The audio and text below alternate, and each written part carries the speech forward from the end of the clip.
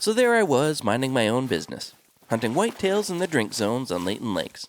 I was checking on a herd in the southern swamps and hoping for something decent like a diamond or a rare. But imagine my surprise when I spotted this. Let me explain. So if you've ever come across my channel, I was probably working on a mission, hunting with a friend, or you caught some clips of my favorite harvests. I like to take my time and casually explore as I go, hoping for a chance encounter to cross my path. But the only time I grind in the game is for cash. I know the fundamentals of herd management, respawns, and tent placement, but I've never really put it into practice. Of course, I always fantasized about running into a great one randomly in the woods. I mean, who hasn't? But I prefer to hunt with my boots on the ground and my binos in my hand. But let's be honest. Since these digital creatures aren't filling our freezers, we're all out here trophy hunting to one degree or another. And unless that dream, diamond, or rare animal was an initial spawn on the map, you're gonna have to roll the RNG dice one way or another. And it's in that spirit that I began hunting whitetails in Layton lakes, in hopes of simply spawning a diamond. So initially, I was grinding for cash. Decimating the saltwater crocs and Ben Tang on Emerald Coast is certainly the quickest way to fill my wallet. But my classic go-to is hunting up and down the main river system in Layton lakes. If I start mid-morning and travel into the wind, I'll find whitetails and moose in the drink zones, all the way into the late afternoon. But after a few rotations, I began to wonder if, in doing so, I might be able to spawn a diamond whitetail. They're one of the reasons I got into Call of the Wild in the first place, and it just didn't feel right not having one in my lodge. So I thought maybe a little extra push might do the trick, and began exclusively hunting whitetails. Exactly how I did it would take a whole other video, but the gist of it is this. I took my time, hunted as ethically as possible, only shot the highest scoring bucks, and kept a close eye on my hunting pressure. I bought a half dozen tents to skip around with, but a majority of the time I walked from zone to zone. I only used one tripod and harvested all of my kills. Around 80 kills or so in, I spawned my first diamond potential buck at Topeka Lake.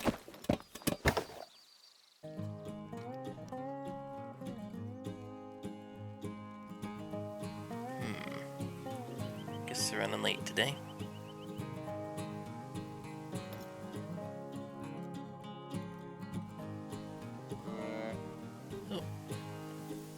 Here they come. Hello, ladies.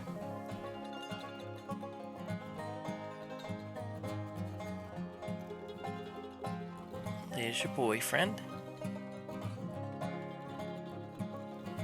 Yeah, a little low.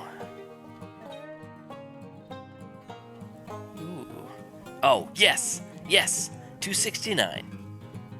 He had a potential estimate, but a little on the low side for a diamond, and only a level 2. I could have anticlimactically dropped him here and went to go see, but he would have been my first diamond for the channel, and I wanted to do something a little more special than that. So I let him live for now and moved on, hoping for a sure bet. And that's just what I got.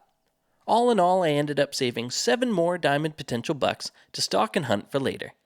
However, some estimated fairly low, and they were all level 2s, except for the last one I found in Winnipeg at around 140 kills.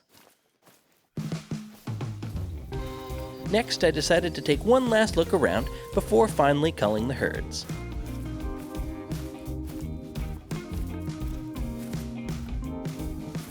Okay, they're in the zone.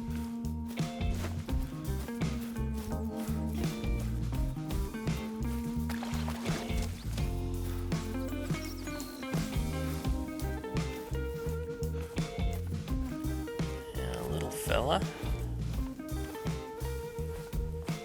I might try to get you.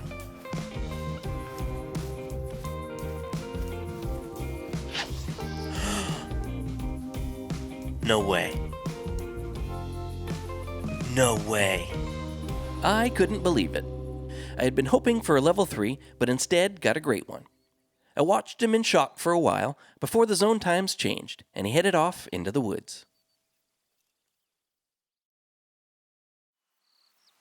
So now everything had changed. I put my diamond hunt on hold and focused solely on my great one. But just like the diamonds, simply dropping him right next to the water wasn't going to cut it. I wanted to try something more challenging and intense, and thought maybe I could get him from a tree stand with a bow. To do so, I wanted to try and find some of his other zones, to see if they might provide a more engaging opportunity. Since I knew when and where to find him drinking, I began tracking him from zone to zone, scouting as I went. Ultimately, I found one rest zone and 2 feed zones. The rest zone was nestled in some brush along the edge of the swamps, and while it provided plenty of cover to sneak into, there weren't any trees to set a stand in, and sneaking up on him through the brush might prove to be a bit messy. Next, I followed the herd quite a long way, through Hope's camp and on the other side of the Belmont Railroad. There, I found him in his evening feed zone. This location had a few trees to put a stand in, but none of them had a clear line of sight that I liked. It would do in a pinch, but I wasn't in love with it, and wanted to see what other options I might have. So I reset the time and went back to find him in his drink zone.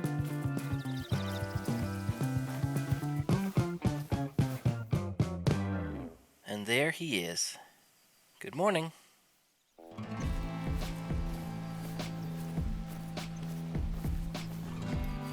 Well, sorry to ruin your drink time, buddy. I gotta backtrack to see where you came from, though.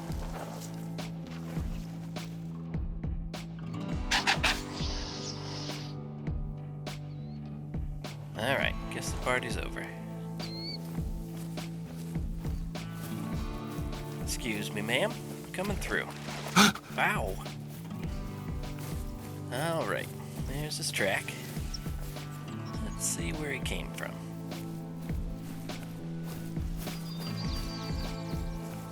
Okay.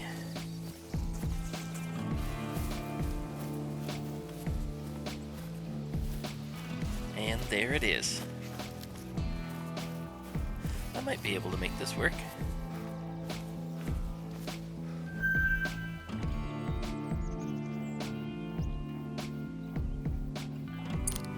Let's take a look and see what we have for options.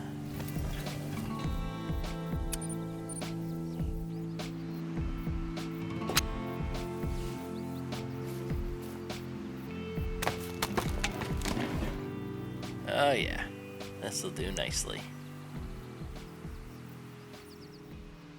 After setting up an electronic collar and a little tweaking, the location was ready to go. Now I just needed to brush up on my bow hunting skills. So I hopped over to Parque Fernando and practiced flinging some arrows at the bow range there.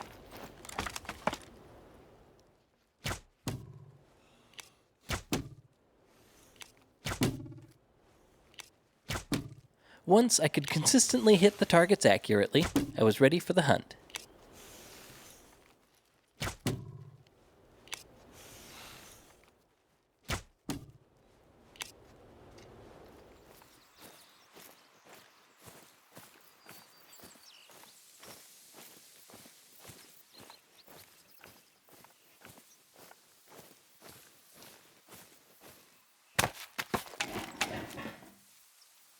And now the waiting begins.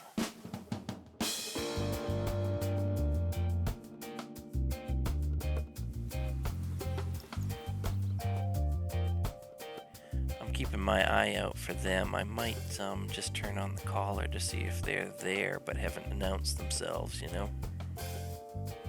It's well past time, so I'm gonna do it.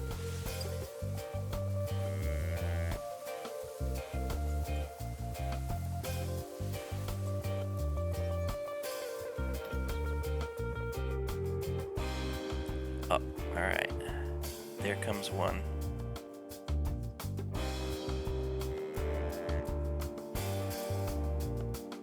There's a doe. There's a buck. And now we're just waiting for him. Right there.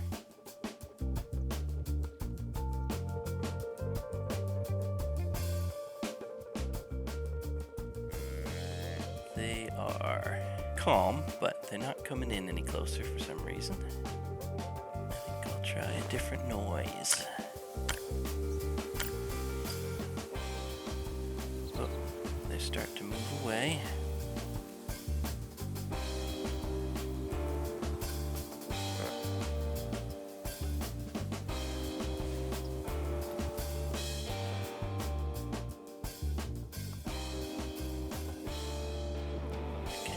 Doe coming up on you.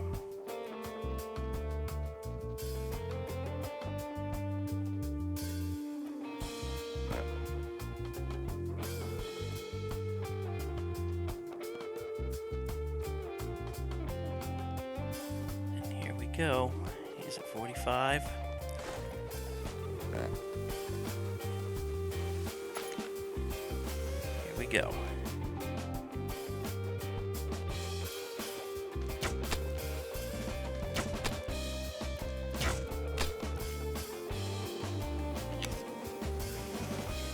Dropped him right in his tracks.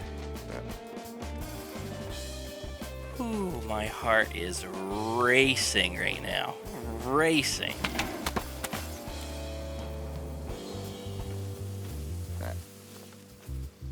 Look at that rack. Oh, I can't hold the mouse steady. What a fool. What a fool. Wow, look at that though. Let's stomp him down.